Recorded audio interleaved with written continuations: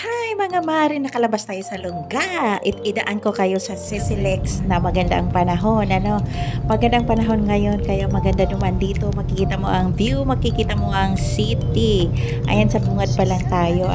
Papasok pa lang tayo ng Sisilex at magbabayad syempre tayo ng toll fee. Sa nagtatanong kung magkano ang toll fee dito, kadadaan mo sa sasakyan namin na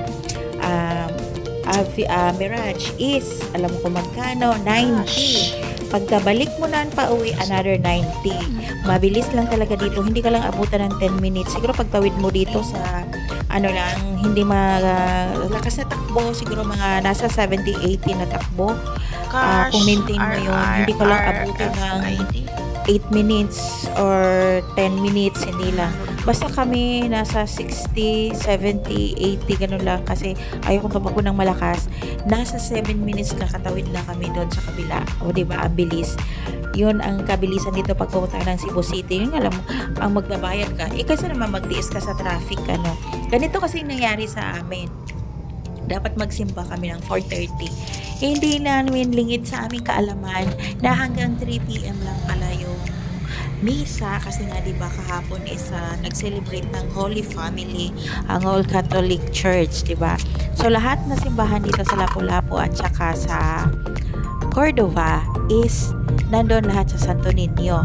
Nag-celebrate ng Holy Family, ang Holy Family Fiest, diba? Hindi ko alam. Nagsimba pa naman ako, hindi ko narinig yung announcement. O diba? Hindi kasi nakikinig sa announcement kaya hindi alam. Yun ang nangyari sa amin. Kaya naisip namin, nung una, sabi namin dito sa may malapit sa amin, kasi alam na namin sa regla wala. So akala namin dito malapit sa aming simbahan ay meron. Pagpasok namin doon, yun nga, doon namin nalaman. So, next plan namin is dapat yung simbahan sa Cordova, iyon di ay bigorin tayo dito pa lang sa pangalawang simbahan. Nalaman na namin na wala ngang simba ang Cordova at Lapu-Lapu hanggang 3 PM lang. So, syempre, hindi na kami nakaabot kasi una kong pinasimba yung pamangkin ko kasi hindi kami pwedeng magsabay. Kasi nga sinabi, di ba, hindi namin iniiwan mag-isa. O yun ang ganap, kaya napatawid kami dito. So, ang plano namin, mag-Santo Niño Church kami. Sabi ko, ang layo. O sige, dito tayo dadan sa Sisilex. Kaso lang, pagdating dito, naisip namin, mayroon palang simbahan malapit sa may SMC side, katabi ng Ocean Park. Sinong familiar na lagi nagpupunta dito sa Pedro Calungsod Church? Siguro yung iba alam na nila kasi mga pinupuntahan din. Marami pumupunta dito sa church na to. At saka, malapit lang na talaga, nasa harap lang ng SMC side. So, ayun, binaybay namin tong tulay na mahaba na ito at maganda ang panahon, kaya maganda tumingin sa paligid-ligid. Ayan, alam kong marami nangangarap na dumaan dito. Ito yung pinaka-longest bridge ng Cebu. Ayan, marami nangangarap na makadaan at makatawid dito kasi maganda ang view at lalo na't maganda ang panahon. Natatanaw mo ang Cebu City, matatanaw mo ang matalalaking building, matataas na building ng Cebu City. Taas din ang baybayin dito. Yun ang nangyari, kaya napatawid kami dito, guys. O diba? Ang bongga. Nagsimba kasi hindi na nakikinig ng announcement. Sorry na kasi. At least nakinig naman sa Ebanghelyo. Yun importante, diba? Ang importante, nagsisimba pa rin. Ayan.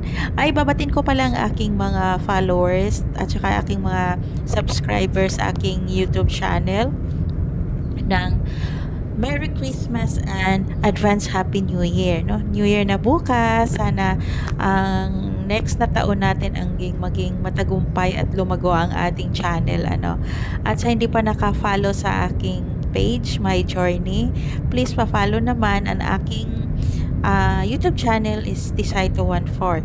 O diba, hindi magkakatugma ang aking pangalan kaya hindi nyo ako matatandaan.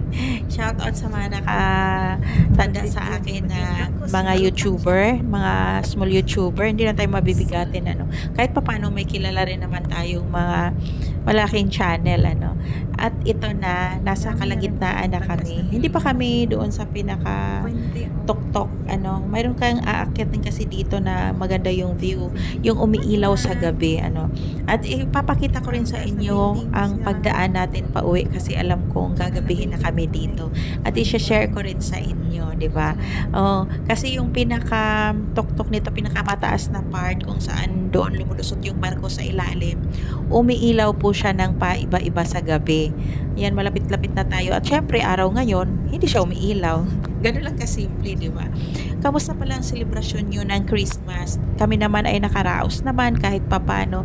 Kahit sa hirap ng buhay at mabait si Lord. At nakaraos rin naman na laban lang sa buhay, guys. Ganun pa rin. At huwag kalimutang magdasal at mahalin ang kapwa. Ano, huwag masyadong strong sa kapwa. Ano, nakaka-bad vibes sa buhay yon.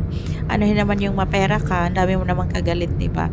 At simpleng buhay, pero masaya. At di ba, marami kang kaibigan. Yun lang importante, no? At saka, ang hirap hiningal akong mag-voice over. Parang nilalakad ko ang buong sisilek sa ano. Sino nga palang nakadaan na dito? Comment naman dyan sa baba kung sino nang nakadaan dito, ano. At i-comment nyo rin kung taga saan kayo. Saan ba nakarating aking video na ito. At sa mga legit top fans ko, mga naka-receive ng top bands, thank you so much.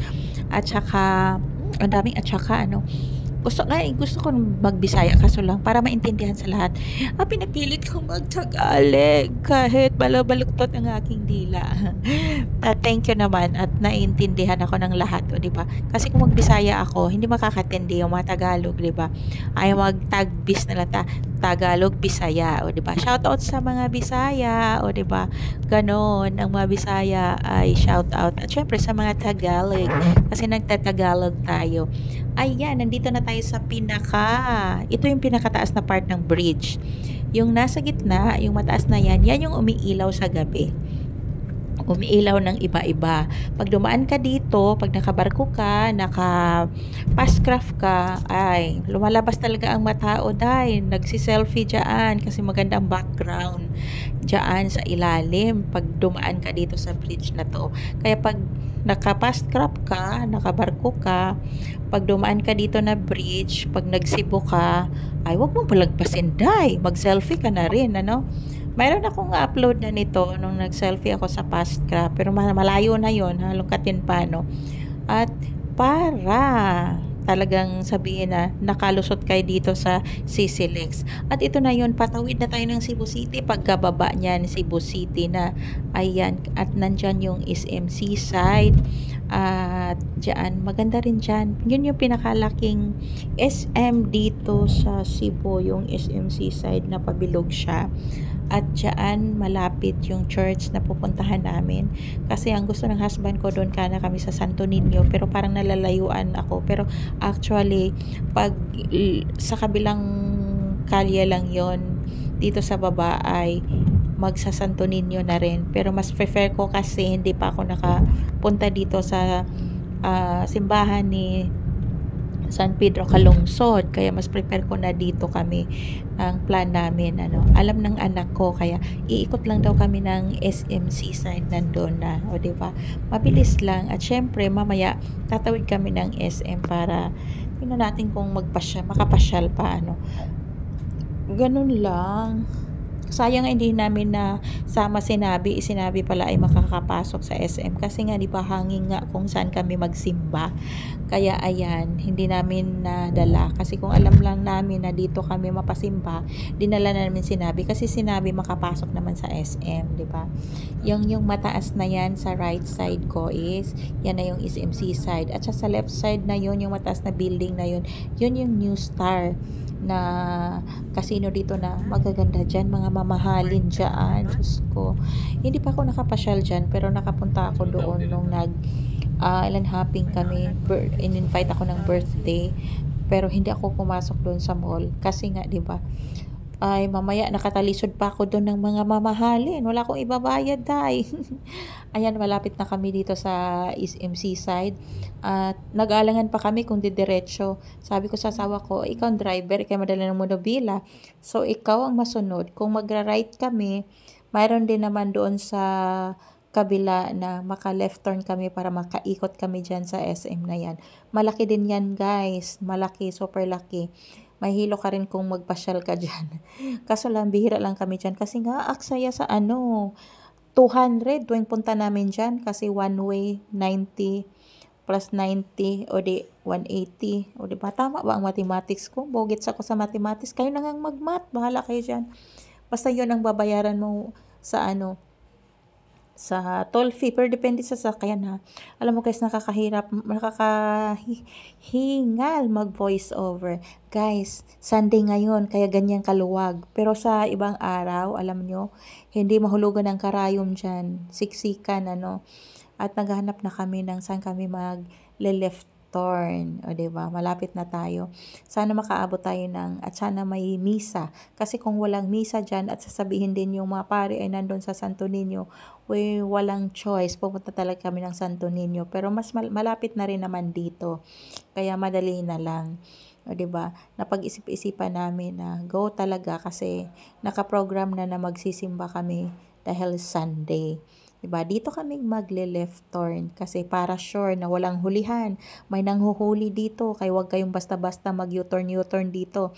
Kasi yung iba, ayun, nagnanakaw ng U-turn dito, ayun, talbog, resibo. At ito na nga, papasok na kami ng parking sa may SMC side. Maluwag kasi yung nung paligid nila kasi ito na yung papuntang Ocean Park.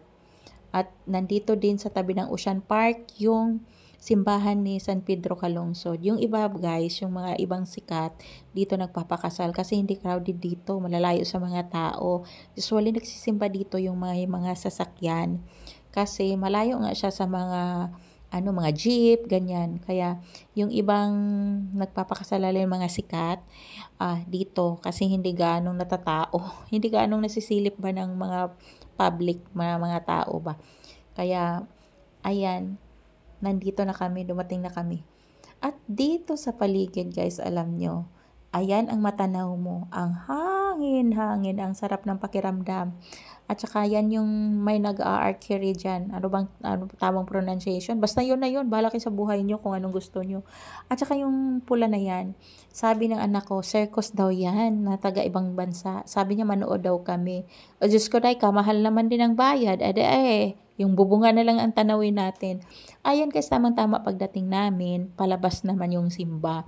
Ang daming nagsimba. Buti na lang timing naman, pagpasok namin, mayroong umalis. Diyan na lang kami, stipot dyan daddy. At yun lang i-share ko sa inyo at papasok na kami sa may simbahan.